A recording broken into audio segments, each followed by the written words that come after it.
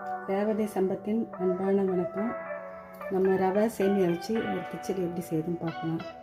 இப்போ வீடியோக்குள்ளே போகலாம் வாங்க.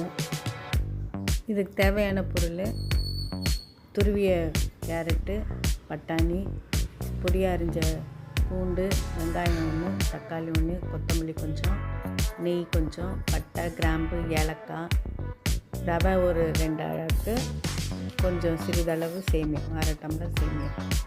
இது எல்லாம் முதல்ல கடாயில் ரவை சேமியாலாம் வறுத்து எடுத்துக்கலாம். இது வறுத்து முடிச்சோடனே ஒரு இதில் ட்ரான்ஸ்ஃபர் பண்ணி வச்சுக்கலாம். பாத்திரத்தில் கொஞ்சம் நல்லா கொஞ்சம் லைட்டாக பொன்னிறமாக வந்தால் நல்லாயிருக்கும். அப்போ தான் கிச்சடி உதிரி உதிரியாக வரும். இப்போ கடாயில் எண்ணெய் ஊற்றிக்கலாம்.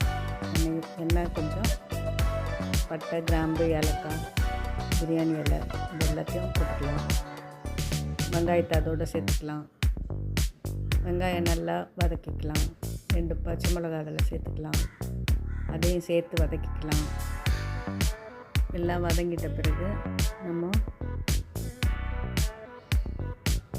இந்த கேரட்டு, பட்டாணி இதையும் சேர்த்துக்கலாம்.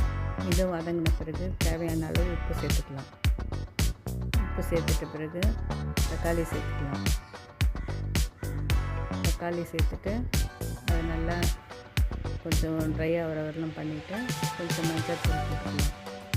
லைட்டாக கொஞ்சோண்டு ஒரு 1/4 ஸ்பூன் மிளகாத்தூள் போட்டுக்கலாம். இதெல்லாம் நல்லா போட்டு தண்ணி ஊற்றிக்கலாம். இப்போ 2.5 டம்ளர் தண்ணி ஊற்றிருக்கோம். 2 டம்ளர் நம்ம ரவை சேர்த்துருக்கோம். 2 டம்ளர் தண்ணி ஊற்றிருக்கோம். கொத்தமல்லி சேர்த்துட்டு எல்லாம் நல்லா கொதித்து வந்த உடனே ரவையை போட்டு நல்லா கிளறி மூடி போட்டு வச்சிடலாம்.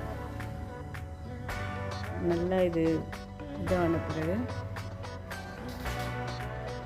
நல்லா உதிரி உதிரியாக வரும். உதிரி உதிரியாக வந்த பிறகு